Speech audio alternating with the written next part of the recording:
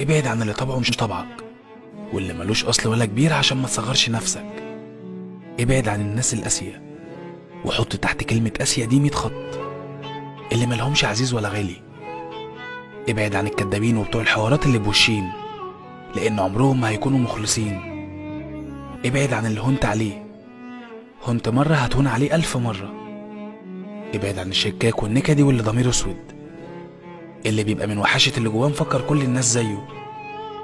ابعد عن بخيل المشاعر الأناني، لأنه هيستكتر عليك أي كلمة حلوة تجبر بخاطرك.